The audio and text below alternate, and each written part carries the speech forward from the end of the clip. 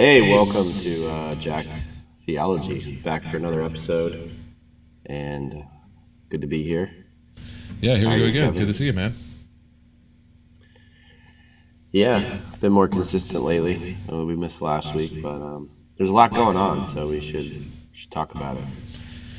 I mean, we talked about the Charlie Kirk stuff the last episode we recorded, and I think that's stuff has continued. Obviously, it's not as volatile, although it seems like um, there has been retaliation. Of course, we will probably never know if that's true or not because uh, the regime would not want that to be seen as a retaliation. So, um, It's very yeah, weird to be in a world now where not only do politicians, yeah, I mean, I think everybody kind of understands the government bends the truth, lies, but, intentionally lying and withholding information to cover things up because it might make one political party look bad. It's insane, where we are, just the broken trust and how much worse it gets because of the dishonesty. I don't think anybody now on any side trusts anything that happens in the government. But it's a no, new world. it's wild because anytime I hear what's her face, Caroline Levitt, Oh my gosh. speak, I just assume she's lying because it seems like she's never telling the truth. She's always just spinning whatever narrative is out there that comes against their regime, uh, to be more positive. And I just can't. Yeah, it's sad that our government, our leaders are so untrustworthy. I mean, Yeah. there's always been elements of that, I guess, in our culture, Yeah. but Yeah. No, this yeah. is like There. so blatant. Yeah. I mean, even though I loved how you framed that. I don't even know if you caught it, but for me, it just was like light bulb moment whenever you said spinning, the truth or lying. Those are two different things. Spinning truth is polishing a turd. It's taking facts Yeah, and bending the perception to your liking. That's very different spinning the truth than it is just blatantly flat out lying over and over and over and over again in the face of irrefutable facts. It's still just lying. That's not spinning truth. Government has for a long time spun truth, and understandably yeah, so. You want to make your side look good and the other side look worse, but there are no facts anymore, at least in people's minds. Whatever they want to be true is factual, and we're in an era where this government has taken advantage of that. yeah. And it seems folks buy it hook, line, and sinker. Um, and the church is like fully, capitulated and engaged 100%. with it. Yeah. And I was thinking this week, somebody at my gym was talking to me and asking me how I was doing with everything that's going on. Who's not really a churchgoer, not an active churchgoer, or a Christian. I mean, I think they would call themselves a Christian, but anyhow, they were saying, like, they were just asking, like, how are you dealing with this, with Christians completely like walking a separate way than Jesus, where like they were like, doesn't the scriptures say Jesus like turned the swords into plowshares, and tells Peter to put away his sword and take away violence, and Jesus was about the poor, the marginalized, the broken. He was about welcoming all to the table. And I said, yeah, it's hard because no longer does Christianity really define, a Christ follower. I mean, when you hear the word Christian, I asked this on my page, and I'm kind of processing how to address it. Like, what do you when you hear the word Christian in our culture now, what do you think of? And it seems like most people think of alt right wing, MAGA, fill in the blank, um, anything but Jesus, like little Christian, what it was defined as, and I think we've lost that word. Like, I no longer want to identify as a Christian because when you say that I'm a Christian, there's a lot of that baggage that is coming with it. And And so I think Christianity, the American church, is completely lost. I think completely lost. It's a mission field now. The evangelical church, Christian church, is I think a complete mission field now, and they've completely lost their way. And yeah, so like I told this person in the gym, I said, I think, well, the Christianity, the church has clearly lost Jesus. They've clearly like not sought Jesus, not looked to Jesus, not, they clearly ignore him. And except maybe like when he flips the tables over, they like that one. And yeah, so I think that, I mean, it sounds simple, but the church has got to get back to Christ and his way. And unfortunately, when you preach Christ today, you're seen as a leftist, a left-leaning libtard, the evil left. Today, actually, I was called that in a DM. Somebody called me, and I'm like, bro, I just was talking about Jesus. I don't know how that makes me an evil leftist. Unless Jesus was an evil leftist, then I guess I'm in good company. But I think that's where we've come to now is we can't talk. The evangelical church can't talk about Jesus because Jesus is so anti their agenda. He is welcoming of the immigrants. He would be with those in the detention centers that ISIS put in these camps. He would be with those folks. He would be standing up against soldiers, invading our towns. He would be standing against the vulgarity of, I don't know if you saw, I'm sure you saw that video that Hegseth put out of the Lord's Prayer, with military and combat missions, behind it as he's praying the Lord's Prayer. I mean, straight heresy is coming out of this movement. And then, you have national names getting behind it, national evangelical names like Chris Tomlin and, Brandon Lake and, these Christian author, worship leaders and pastors and people that I think we all, at least I used to look up to and respect many of them, just, getting sucked into this evil antichrist movement. So yeah, we've lost Jesus, and yet here we are. We are, I don't know. We're now not an authoritarian regime, and we have the American church who no longer preaches the gospel. The gospel is now, I guess, a political partisan platform. I don't know if I'm correct on that, but it seems that way, right? Yeah, no, I 100% agree. I think evangelicals in particular, a long time ago, sold their soul to the Republican Party, and the Republican Party sold its soul to Trump, and evangelicals, unfortunately, were already on that train where they were too far in, too far gone, to put on the brakes with Trump, and now, with Trump, whatever Trump says is God's word. There's no distinct difference between those two things. I haven't done it, but I wanted to get on the internet and kind of pose this question: can anybody tell me three things? Two things. One thing that you disagree, with Trump on, or that you disagree with MAGA on the basis of your faith.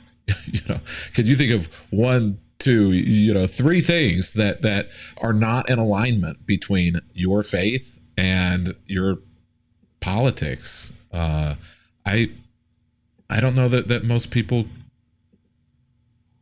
No. who are still supporting it could come up with one thing, because they are the same thing. Jesus' words comes out of Trump's mouth, comes out of MAGA politics. Whatever they'll do and follow whatever they tell them to do or follow, and that's a dangerous position to be in, no matter who your president is, no matter who your influencer or leader is. That's not just political or not just right, but right now it's bringing down the church and it's bringing down democracy.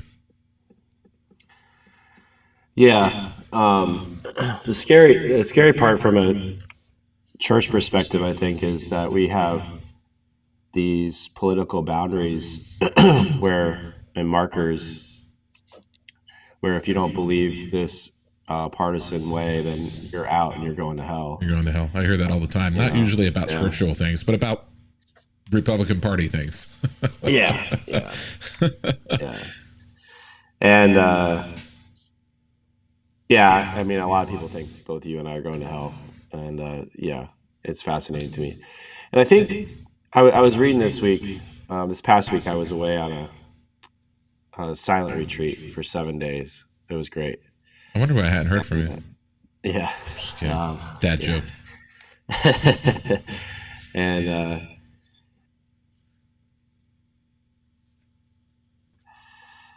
Yeah, we lost you there for a minute. Sorry, man. What were you saying? Silent retreat? Yeah.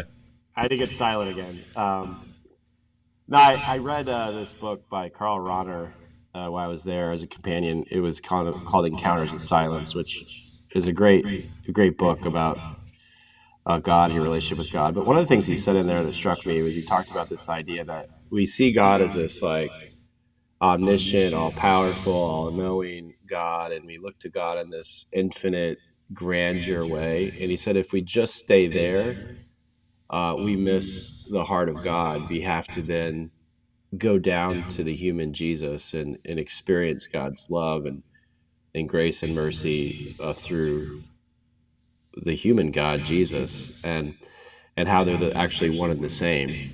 And problems come in. And Rahner is actually writing this during he was a contemporary of Bonhoeffer, and he was in Germany during Nazism.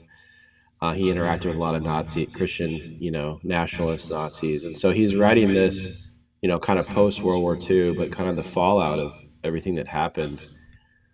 And it struck me because as I was reading that, I think that is a big problem and so he said you can't separate God and Jesus, and a lot of in bad theology, bad views of God it happens when you do that. And I think that's where we're at. I think that's what's happened and even if you think about like evangelicalism, as I was reading that, I was thinking about all the songs we sing, that are most of them are about the grandeur of God, the amazing, God's. It's all about God and His omniscience, His all powerful, and it's almost like we're singing to like a Zeus-like God, this God who's going to strike down our enemies and smite those who come against us. And the church has separated God from Jesus, and I think that's where a lot of the problem has started. Is that we just had such bad theology in evangelicalism, and I always used to laugh at like there's real like most evangelical kind of mega churches or wannabe mega churches don't really have like real strong theology. It's just kind of like we want to get people here, in the doors and meet our budgetary needs and all of those things, and maybe do some nice stuff for people in the community. But anyhow, I was thinking about that. I was like, I wonder if that is really the big issue here is evangelicals are just worshiping God and have missed Jesus, or Jesus is kind of the secondary thing and not even really God. Jesus is just kind of like this moral example for us in some areas, but in some areas we're not going to see him as a moral example. We can ignore that. He is just the tool, I guess, to give us salvation. He went to the cross to die for our sins. So anyway, so then I was thinking we shouldn't be surprised then when we vote, the church votes for a Zeus-like God character, who smites our enemies, who promises to do those sorts of things, and take people out that are different than us, and then we have this big worship service for, Timothy Dolan calls him the second coming of St. Paul. Unbelievable. Charlie Kirk, we have this service for him as if he's like, the fourth member of the Trinity. But when you see Jesus and God as separate entities, it's easy for you to get there to add somebody else into that kind of sphere. It's because when you see them as one, it's hard you can't add anything more to that. But when they're separate, you can. And so I think that is a big part of the problem. Is I think we have this skewed view of skewed theology. I mean, we're here. Jack Theology is our podcast, and I think that's a big piece of the jackness of their theology is we have, and I've been part of that culture. We have just focused on God and separated him from Jesus, and Jesus is just this small little thing to help us, the genie to help us get to heaven. So we'll pray the prayer, we'll rub the genie the right way, and we're good, right? Other than that, we don't have to worry about Jesus. So yeah, I think I don't know what you think about that, but in my mind, that is a big kind of theological kind of overview of what got us to where we're at today. Yeah,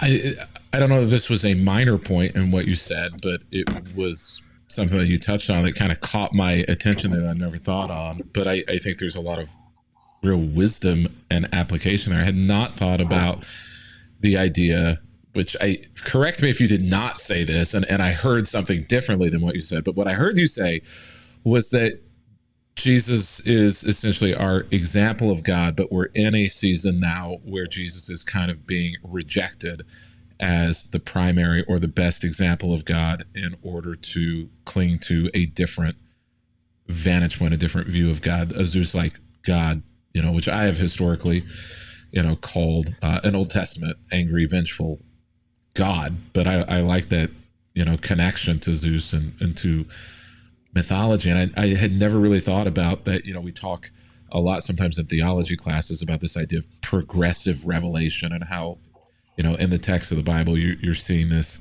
kind of progress from this kind of rudimentary, archaic, disconnected view of God that's like Zeus, but you're progressing as things are revealed through time into something that's more like Jesus or directly reflects, Jesus. But instead of a progressive, not in the liberal conservative sense, but in progress, instead of a progressive view of God, we're in a season where we have a regressive, view of God, where we're going back to an older view of God, which is kind of fascinating. It kind of makes sense why a lot of people want to make all of the black letters on the same plane as the red letters, in the Bible, because the red letters aren't harsh enough. They don't punish enough. Jesus' words aren't Zeus enough for folks, so they need that other God rather than Jesus. That I think that's what you said. If it isn't, either way, I would just own it and claim it, because I think it's a pretty brilliant, way to kind of put into context where we are in evangelicalism right now and why this God does not seem to match up to the rhetoric about Jesus or the God that evangelicalism taught a decade or two ago. Yeah, I think I think you got the gist. My the main point I was making is I don't think evangelicals actually see Jesus as God. They just see him as an example, at best, an example for how to live our lives. But when you do that with Jesus, this is just an example for how to live our lives. When you see something that you don't like or doesn't line up with how you view the world, it's easier to ignore that, right? And just dismiss it. And then it's also easy then to elevate someone like Charlie Kirk to like a savior mentality, right? He was a better version of who Jesus was in some of their minds. And so, yeah, I think practically their theology is they don't believe Jesus is God. I think that's the crux of it. And if they did, they would have a completely different approach. And I think, yeah, when evangelicalism started, I think you're right, like 20, 30 years ago, I think they did believe Jesus was God because, That's a real fact. you know, I'm interested to see if I start using that as a response, on social media, whenever people, come at you for a belief or something. Oh, I see you don't believe that Jesus is God. I'm oh, fascinated yeah, to see. yeah, I'm fascinated to see yeah, how that conversation goes. I get it. I see. You don't believe Jesus is God. yeah. Yeah, I don't think that they would admit it. I mean, maybe they would, some of them. I No, think but that's, essentially puts them in the defense to have to defend why Jesus is God and why other things, would override what Jesus said. But yeah, I think that's a big bone of contention. And, like, yeah.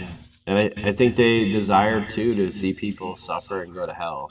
Um, 100%. actually, I actually got a text, same guy who was calling me out, calling me an evil liberal today.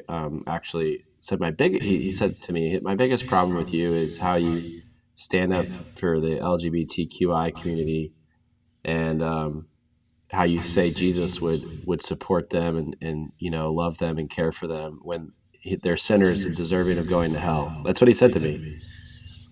He's like, I can't wrap my mind around how you can justify those two things. And I'm just like, I haven't responded to him yet. But I think that's where people are at. Like he is caught up in this guy, MAGA Christian nationalism, and I think they view the world like, people deserve to burn if they don't believe what I believe.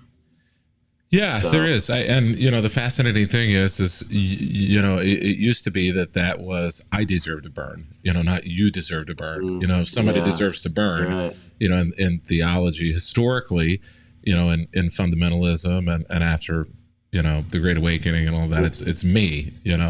I deserve to burn. But now it's everybody else but me. Nothing I do rises to the level of burning, and everything you do that I don't like rises to the level of burning. And it's just a fascinating example of plank eye, syndrome, where I can see everything that's wrong with you and nothing that's wrong with me. Yeah, yeah. Get the plank out of your own eye. Uh, yeah, which causes, so when Donald Trump sends troops into Chicago to commit acts of violence, and today, as we're recording this, he announced that he wants our military rules of engagement with civilians to be removed. MAGA alt right evangelicals will support that because, yeah, they deserve it. That's I think their mentality, which is completely not of Christ. There's actually a direct story that relates to that when Jesus was being arrested, right? And Peter pulls his sword out to defend the Savior, Jesus. If there's any moment in the scriptures that a sword, violence would be justified, would be protecting Jesus, right? The Messiah, the chosen one, the Christ. And Peter does it, and what does Jesus do? Tells him to put it away, heals the man, right? And goes about getting arrested and enters into all of that. And so, yeah, if they saw Jesus as God, they would see that story and they would see what is happening in our country as antichrist, but they actually see it as biblical. And if you disagree with them, then you're the antichrist, which is just wild to me. So yeah, I think we're here because we've lost Jesus, and yeah, we've lost our way as a church, as a broader American church. Yeah, it's very disconcerting. It's very disappointing. Yeah, I don't know. I don't know where we go from here. I don't know how we recover. I don't know how we reinsert Jesus back into a brainwashed cult that is following something other than Jesus, but loudly shouts that they're following Jesus. And the more you point it out, the more they dig their heels in. Yeah, I know. That was one of the topics I was praying on this past week. And one of the reasons why I kind of instinctually grabbed Ronner, because I knew he was, he was a theologian, and he was a smart, deep theologian, but also he was very pastoral. So I have a couple of his more pastoral writings. And I think guys like that, unfortunately, Bonhoeffer died before he could really address like fallout more, but he's a good one. I think leaning on some of these guys who went through it is kind of my instinct right now to kind of learn from them. And it seems to me, reading Karl Rahner, that it's really just rehearsing the fact that Christ is God, that they are the one and the same, and preaching that and talking about that, and being kind of subversive with that, I think is the way through it. It obviously it's not going to change overnight, because, like you said, people are blind to it, and will ignore it. And I've been, we've both been told, I think you can't read Jesus or look to Jesus for politics or how to live your life in this world and how to organize a government and all of those things. And so, yeah, except for when you say something against Trump or the government, then they'll say Romans 13, all authority is by God. And it's like, well, okay, so the Bible is to be followed whenever it's advantage to you. But this is the world that we're in, right now, especially on the MAGA side. Is when it's an advantage to me, it matters, and when it's not, it doesn't matter. And back to the beginning where we started with facts. Facts don't matter. It's all vibes. Vibes. Yeah, facts don't matter. I mean, Tylenol causes autism, right? That's what we learned, even though all the facts tell us that's not true. Correlation does not equal causation. Yeah. But yeah, and apparently all us libtards are celebrating the death of Charlie Kirk. I didn't see one liberal celebrating his death, but apparently it's also a narrative that's been presented. No, who I saw celebrating it was the far right, the further right than Charlie Kirk. Oh yeah, we're celebrating it. The Groypers. I don't know that Fuentes celebrated it, publicly at least, but Fuentes' Groyper crew, certainly I saw that, and Fuentes actually pushed back. I don't know if you saw the clip, but pushed back against the funeral, pushed back against Erica, his wife, calling out using merchandise in a funeral, selling merchandise, selling tickets, having pyrotechnics, making it was kind of weird. It was, and now she's on the circuit, speaking, teaching.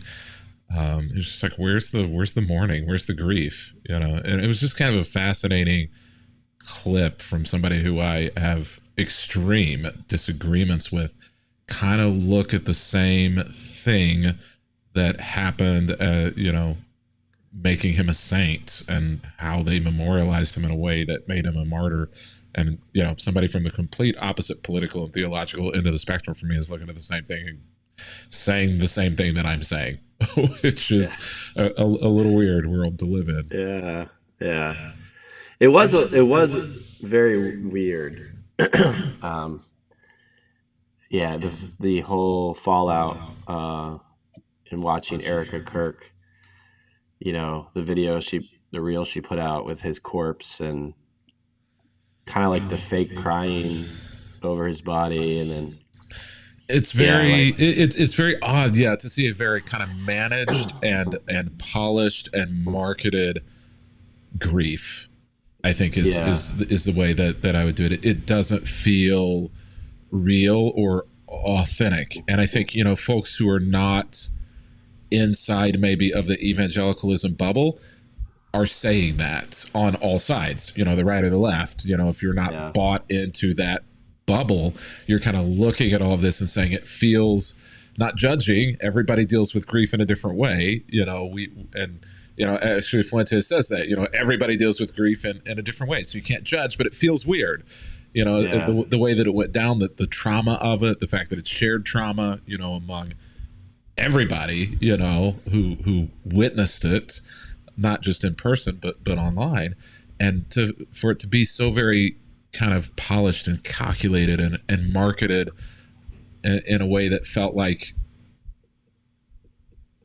a political party, every 4 years where you come together to nominate, the next presidential candidate. It felt weird. But for evangelicals, for a lot of the Christians, it felt like Sunday worship. It felt like a huge youth rally. It felt like, what the first day in heaven is going to feel like. And I think that's a very fascinating thing, that something could be so inauthentic, and evangelicals that resonate in a very authentic way. And to me, what I question with that is, maybe you should check your inauthenticity in other places, evangelicals, if things that to the rest of the world are looking at and saying, this is ridiculous, that's the most inauthentic thing I've ever seen. Maybe evangelicals, if it felt authentic to you, maybe your radar's off. Yeah. Well, that's a good point, because I feel like, excuse me, the longer I've been out of evangelical circles, the more inauthentic I feel like their worship is. And even when I was in it, I felt many times it was inauthentic. Like, we knew how to manipulate crowds and that sort of thing.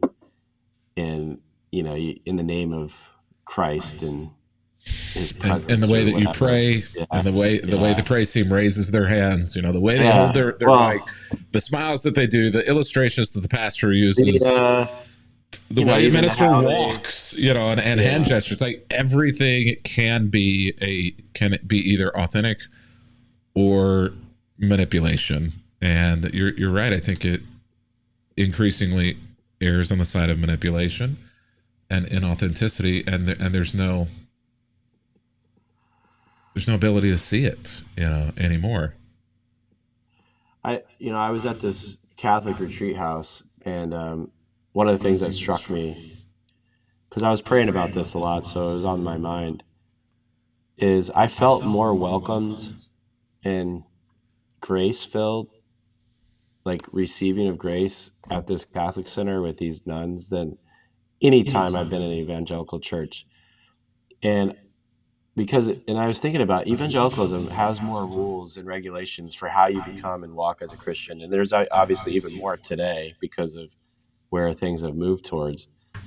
But even 20 years ago when I was in it, there were so many rules you had to follow to be a Christian. And it was like, and I remember we always preached that, oh, we're the grace, you're saved by grace, not of works, right? And those evil Catholics, they're not real Christians because they're saved by their works. Yeah. And I was struck because I never felt more welcomed just to be who I was in this space. And there was no like coaching or teaching that I had to believe a certain set or do a certain thing to be accepted. And I was just like, wow. And that felt authentic. That felt real. That felt like Christ. It was so diametrically opposed to what I've experienced and see in the evangelical church, especially today. I think that's profound. Just the inauthentic. I like that. I always used to laugh because I always felt like the most authentic point of a evangelical service was the offering time, because you felt like that was the whole point of our gathering. Like, this is the point. We need your money, And all the climax of the most worship services were the offering moment. Yeah, it is. Blood, sweat, and tears go into where to place the offering.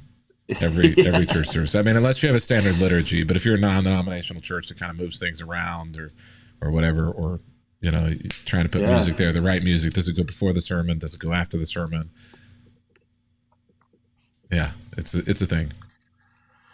No, I remember having long meetings and arguments about where to put the offering, and saying, well, communion just doesn't fit this week. What? That was the whole reason Jesus told us to gather, was to meet around the table. Now we're like, oh, it doesn't fit. Yeah, one of the biggest battles I ever fought was trying to get communion on an Easter Sunday. Oh wow, yeah. Because we don't do communion on Easter. Okay. Oh, interesting. Yeah. I've heard that one too. When I first got here, they were like, "Why would you do communion on Easter?" We do it every week. Why would you not? Yeah, why would you not? Fascinating.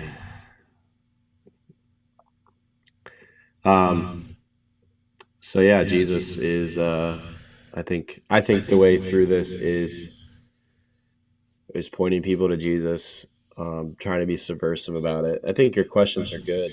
Do you believe Jesus is God? I think it's a worthy question. People might get triggered and react, but like asking it is a good question, because I think it will cause people to reflect, even if not in that moment, later on. I think people do reflect on those things. I know I do. Like, my first instinct is to be defensive on certain things, but as I always go back and process the conversation and reflect on what the person said and see if there's any truth for me in it. So I think having those conversations are important. You just got to chip away at it. And I do think people need to speak out. We say this a lot here, and I hear, like, especially with this Kirk thing. I mean, I know it's tough, and there is value, I think, to be slow to speak to, in some sense, like to wait to see how things fall out. But I think we have to use our voices. And so waiting doesn't mean you don't say anything, and I think I hear that a lot from leaders that I know are kind of on our side in a lot of this, but they'll say, oh, we shouldn't say anything, or we shouldn't speak up. And I think we have to, even if you don't feel comfortable, maybe even just, copying something Kevin did, or taking something. You might want to go to Matt first, or maybe you might burn less bridges if you copy something that Matt says rather than something that Kevin says. Or I was just gonna say, or copy it and put it in AI and say, put this in my words. Yeah, say this in a way that is less offensive or caustic. I don't try; it just happened. Occasionally, I will try, but it's very rare. It's very rare. I'm trying. I had somebody say to me yesterday, "I can't believe you said that in that way. That was awful." Well, how long have you known me? I know. I'm not trying; it just happens. Yeah, my mind at times can be too harsh. So yeah, sometimes I try to filter it. I found Brad Jerzak. I don't know if you follow him. Give him a little shout out. I do, yeah. A lot of his posts lately have been right on point, and I've appreciated him speaking out. I think there is this group of people that are starting to kind of. Their voices are kind of isolating out and away from the chatter. Brad Jerzak is one of those, who are kind of pushing back in ways that are key and that are helpful and that are well stated. And maybe it's that these voices are rising to the top because so many are getting caught up in the regime, in the empire and the anti-Christ gospel that's going on, so the few that are left, are more prominent. But I am starting to see this. I don't think I'd refer to any of us or any of them yet as Bonhoeffers, but it feels as though, we're headed in the direction where you're going to have a small group of people who are in dissent against all of this. And I guess history will judge, who was on the right side and who was on the wrong side of it. Yeah. And if you believe in the wide way and the narrow way, I think it's pretty obvious who's who's on the right side. Yeah, that's true. Because there aren't many of us, who are in dissent right now, theologically, who are on the inside of Protestant Christianity. Yeah, it's very small. Even a lot of main lines are falling, which is Yeah, amazing to see. So, some of the pastors are holding steady, but the congregations themselves are predominantly MAGA and heading further and further in that direction. yeah. I experience it here at this church. You know, and a lot of pastor friends of mine are experiencing it, and it's tough. It's tough. And I posted something last week. Uh, I did dip my head out once, and I forget what I said, but basically, if you're not like being like Christ, you're not actually the Christian, on the Christian side of things. And I said something like, if you're canceling people because they don't believe what you believe, you check yourself at the door. And this guy says, "Well, Christians aren't the one canceling people." I'm like, "Are you serious?" I've been canceled so many times by Christians. In fact, just last week I was canceled by somebody who's a Christian who was upset that I didn't 100% agree with Charlie Kirk on everything he said when he lived here on Earth. So it was Yeah, wild. the rewriting of history has been fascinating to watch. The rewriting not just of history but of reality is fascinating to watch. Like, I don't. But that mentality, is that we're right, everybody else is wrong, is upsetting. It upsets. It causes a lot of problems. Like you said, it's hard to even break through that when you're not even willing to listen or dialogue about such things. And I feel like we've lost it because I remember when I first started in ministry. I remember doing a church and politics series with a buddy.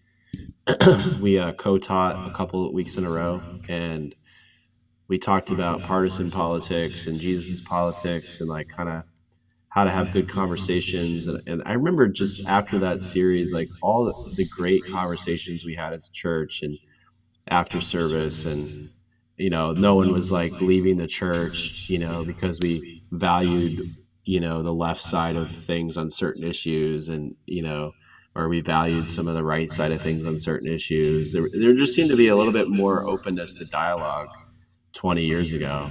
And now, if I did that same series, I'm as recalling, like, and we did it the same way, like people would leave the church immediately, over it. So, we got to get back to that.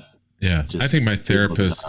I think I've said this. That my therapist has characterized the question of how to get people to self-reflect and to maybe begin to move them a little bit to being open is essentially pointing out that I think he was naming it essentially within politics, but also within theology, that what's happening here is primarily motivated, with Trump, with politics, with MAGA, and with, it is power.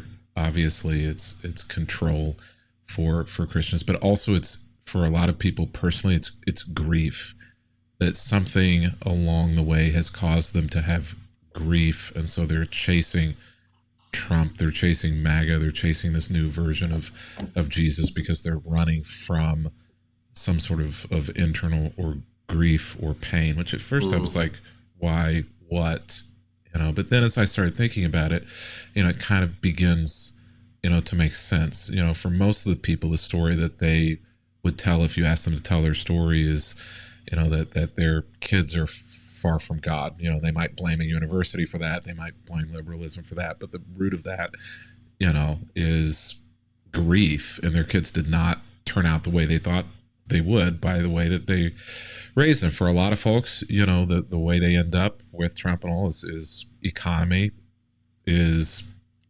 paychecks or lost jobs, the living situation. And I think, at the root of a lot of this that's happening and people chasing this within Christianity comes down to there's something where God did not come through in the way that they thought that God would come through. And so there's now this active need to make God come through and utilize the government in order to do it. And Trump, has promised the moon and these things. And you're right, that 20 years ago, this doesn't seem reflective of what was being preached or the climate within evangelicalism. And why is that? What would the you of 20 years ago, MAGA, thought of you today? The way you treat other people, the words that you use, the people that you follow. Can you imagine, voting for Trump? You wouldn't vote for Mitt Romney. You wouldn't vote for John McCain. You wouldn't vote for truly decent and good people. What happened? What hurt in you was so important that needed to be fixed that you sold your soul, to something that you vowed you would never be. Clinton, you didn't have the character to be a president because of one indiscretion, assumedly, in the Oval Office between consenting adults. Power differential, not okay, whatever, et cetera, et cetera, et cetera. But yet now here you are with Trump and so many others. And where is that same person? Where's the grief? Where's the hurt that caused you to turn your back on you? Yeah, that's a good point.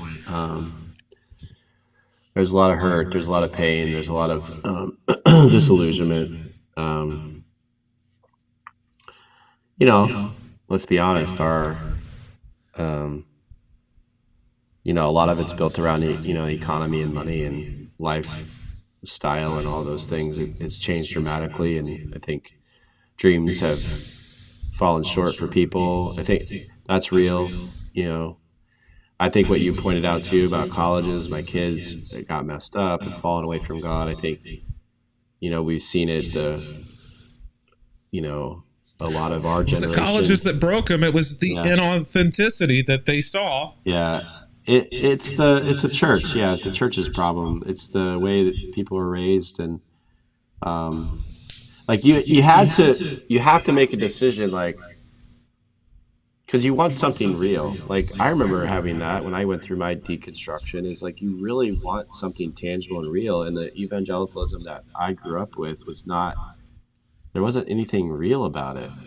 It was just so fake, and it was so much about getting the church bigger. And is that why we believe in Jesus? Just because we want a bigger church? That just seems so I don't know. For me, that was a big thing. And obviously then a really big thing was being very unloving towards marginalized people that didn't line up with Jesus. And I think you search and I went all sorts of different directions in search of something real.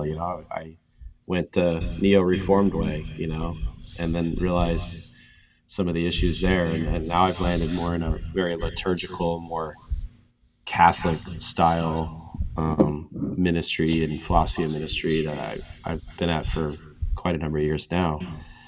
But I think you go and search, and then some people just reject it because it's it's not worth it. For me, it was worth it to find my way with Christ, but for others, they don't feel like it's worth it. So, I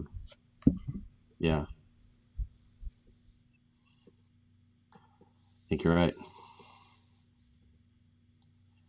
Yeah, there's something attractive about a contemplative faith, one that looks, on the inside and is more Jesus-centered and does not try to end run or ignore Jesus to try to run to the places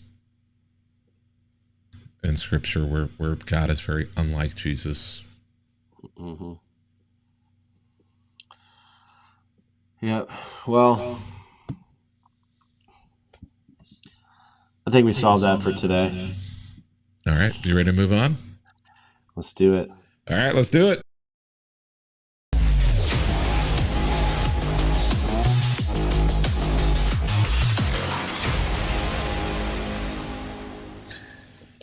Here we go, back into the after show now, where Matt and I will spend a couple of minutes confessing, as any good Catholic knows how to do.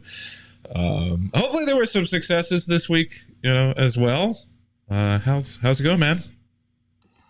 Good. Yeah, I mean, I was on my retreat, so I texted you on Sunday. I had to weigh myself because I knew I was in a good place because they don't feed you a lot of food, which is different than evangelical retreats. I feel like evangelical retreats, you eat the whole Lots of time, food. Yeah. whereas this one, not so much, which was good. It's a good discipline.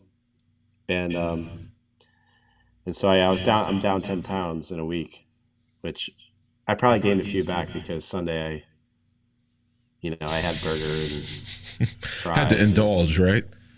and a couple beers. So I always get scared. Was that muscle that I lost? Yeah. Yeah. or Well, was that it was just was just body fat? But then I went, well, it's still just the number on the scale, so I'm happy. yeah, because it's Feels I good. definitely felt I didn't lift obviously or do any weight training when I was away, and I did one or two runs, and but when I got back, we had bench day yesterday, and I did okay on it, but I definitely didn't feel as strong. I definitely noticed a little bit weaker, a little struggle bus where in certain points where I shouldn't have struggled. So Your body missed all those carbs. yeah. So we'll see, but yeah, I do need to get the weight down. So I think it was a good jump start, and I'm back to where I was. Um, so I'm at for the year. What was it? 45 pounds, something like that. Maybe 47 pounds. Impressive. Around there for the year. So it's impressive. Kudos to you, man. I want like 20 more, and before the end of the year. So I think I can do it before the holiday. It's got to be before the holidays. I was going to say you might want to front load that. Yeah, it's got to be before the Once holidays. you get to Thanksgiving in December, it gets markedly harder to. Well, it can be done. Yeah, I have a 5K I signed up for on Thanksgiving Day. So I guess up until that day, I guess that's my goal. So, how are you, man? How's being back? Yeah, things are good. Have not spent a lot of time in the gym this week. It's been a crazy busy week. Weight has hung. It might have gone up 1 pound or something, but weight did not come down this week, which was kind of sad because I felt like I did a good job eating. But sometimes you've got those weeks where everything hits and works the way I think it should work, and other weeks where it just doesn't work that way. Lifts, still feeling strong, but not making like huge progress. But I've kind of changed, and rather than just trying to keep bumping up the weight load, I'm trying to lift more reps, so okay. I guess lift more weight overall than just try to 1 rep max every single one, but trying to do more squats, trying to do more deadlifts, trying to do more chest press and overhead press, so focus on those big combo complex moves more so than targeting, and just keep pushing, is kind of where I am. I think at this point, as long as I'm doing something rather than nothing, just try to be happy with that and hang on for now. Yeah. Well, that's good. Higher reps is good. What do they call it? The hypertrophy plan. Yeah. I still got, I still want to lose some weight. I still want to put on more muscle. I want to see those lifts go back up, but I'm just trying to be a little patient with myself, which is very hard to do. I'm not patient with myself, when it comes to the gym or physical stuff. Maybe anywhere, but certainly. Dude, they cracked your chest open and messed with your heart. So they did. They cracked the chest open and messed with a whole lot of the plumbing in there, and I'm grateful that they did it. But dang, don't do it again. Don't do it again. I've been doing some reading on like hormonal changes in dieting and being aware of that, which I think is helpful. I think that's something to be aware of. I think that's why sometimes you have weeks where you feel like you did well, but because maybe you're stressed out or whatever, your hormones have kind of become imbalanced, which is why taking the long approach, the long view on dieting and weight loss is the right way, because week to week, sometimes your body will not react the way you want it to. That's a great word. That's a great point. Yeah. But good stuff, man. I'm glad you're back at it. Yeah, That's me awesome. too. Well, hopefully next week you'll lose another 10 pounds and I'll have, I don't know, maybe I'll lose 1 or 2. There you go. You're an inspiration, man.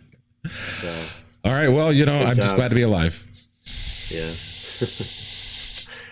All right. Have a good week. Good talking. See you next week.